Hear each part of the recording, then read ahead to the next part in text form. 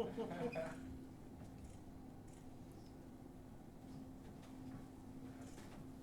we'll open up for questions.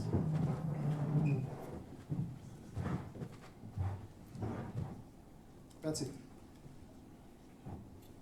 Hey Walker, congratulations. Can you just take us through kind of what the past few weeks have been like for you, leading into the draft, kind of the anticipation of that draft night, and now being here and signing this deal? Yes, ma'am. Well, starting back to when I finished up my high school year, I went to summer school for 2.5, 3 weeks and was able to kind of live out part of that life and be around those guys and coaching staff and everything at Chapel Hill, North Carolina, and finished up there. The draft happened and kind of just was able to hang out with my family and work out and hit and kind of do my normal routine in the summertime when I'm not on the summer circuit the last several years. But it's really just been a lot of sitting around. I wanted to get back to playing baseball. Thankfully we're here now and we're moving in that direction, but it's really just been a lot of just hanging around and working out and hitting baseballs. So as for Derek and Scott, we're right up against the deadline. Is there any particular reason we're sitting here today with most of the class already set? No, Scott, I think this is a shorter journey than we went through over the course of the winter, the last time we were sitting up here. So, we just like to spend a lot of time on the phone together and navigate it all. This is the process of it all, right? And ultimately, Scott and I had plenty of conversations throughout it with the shorter timeline to signing than it was just a few short years ago when the draft signing deadlines went into August and then went later. Continue to work through that, Scott, on his behalf with Walker to understand all the details and how this all worked out. There have been a number of players that have signed over the last few days, so it just lined up for today. And again, like I said, I appreciate all the work that Scott put in and the time. And we're very thorough in that process to navigate each stage of this, and wanted to make sure Walker was really set to make the decision he needed to make, line everything up. But we knew he wanted to be a Minnesota Twin, and Scott relayed that, and we knew this was the best place for him. Yeah, I think decision making in this arena is one where you certainly look through a corridor, and that involves really, in Walker's case, a lot of things. And the other thing we like to do is spend the time in scheduling and such to allow him to understand the organization, go through things, because when you're drafted, there's a lot of things about organizations that players need to know and families need to know going into this. But I assure you, last time I sat at this table, we had a lot of medical complexities. there were none of those type here today. I don't think you've seen a more fit 18-year-old in your life. But the idea of it is that I think ownership and Derek and Thad and everybody, Sean, everybody was involved in reaching, I think, a conclusion that was best for all. Walker, for Twins fans who haven't seen you play, just kind of how would you describe your game, I guess? I would just say I'm a guy. I'm going to go out and give it 100% every game. I always tell people I hate losing more than I like winning. So that kind of sums up the way I play the baseball on the baseball field. I'm going to give it my all, go 100%, try to be the best player, best teammate I can be. And Scott, you've been around a lot of players. What stands out when you see Walker?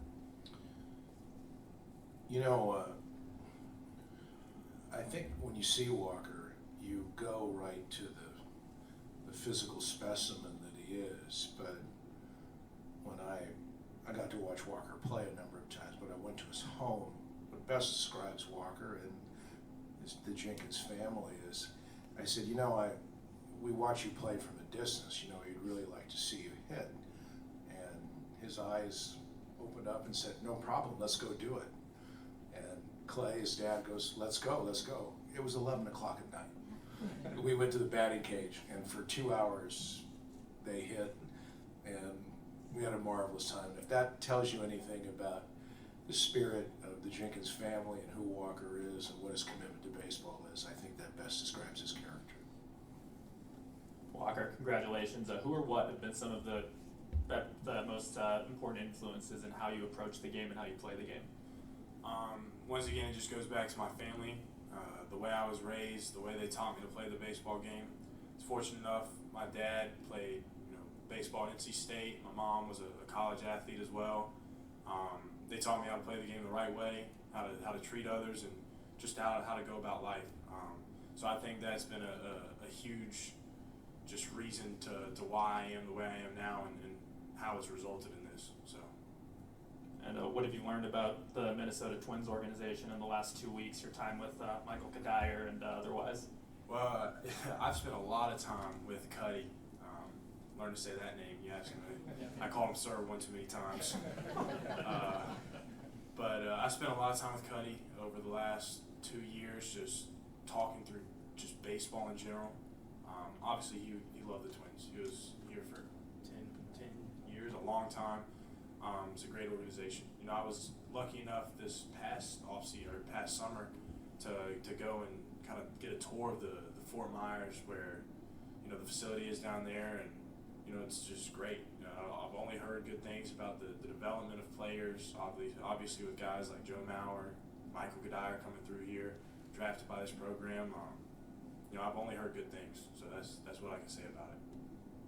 Anybody in the game you admire particularly, or try to model your game or mental after? I would say I'm always trying to model my game after all kinds of different players. I wouldn't say there's one. I like to look at what the guys that are most successful do and the guys that are the least successful do, to try to warp my game to the best way possible that allows me to help my team win, and then allow me to be as successful as I can be. But just a couple names off the top of my head. I love hitting, as Scott was saying, and like to study the art of hitting, and obviously guys like Bryce Harper.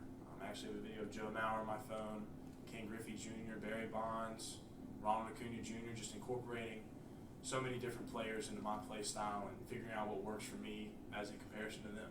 So, I look up to so many guys and model my game after many different players. Audra? Congratulations, Walker. Thank you. The journey to the big leagues is not always easy, so I'm just curious, what do you love most about the game of baseball? What do you expect will be something that fuels you as you strive to reach your ultimate goal? I just love the game. I can't even say there's a particular thing that I love most. I love being out in the field and playing. That's my favorite part about it. I just feel like I'm a very motivated kid in general. I want to be the best at anything and everything that I do, and that's obviously the main motivation along with winning. But then there's just little things along the way, getting cut by different teams, different aspects that lead to kind of a chip on your shoulder that wants you to go out and do everything that people kind of doubted you. But just the fact that I want to be the best, that motivates me each and every day to wake up, and someone else could be working when I'm not right now. So that's kind of like that motivation in the back of my brain. I always got to get in my work and give it 100%. Anybody else? In the back? I think with that, we'll finish the question and answer part of this, and if we could invite all four of you to stand in front of the table for some photos. Yes, sir.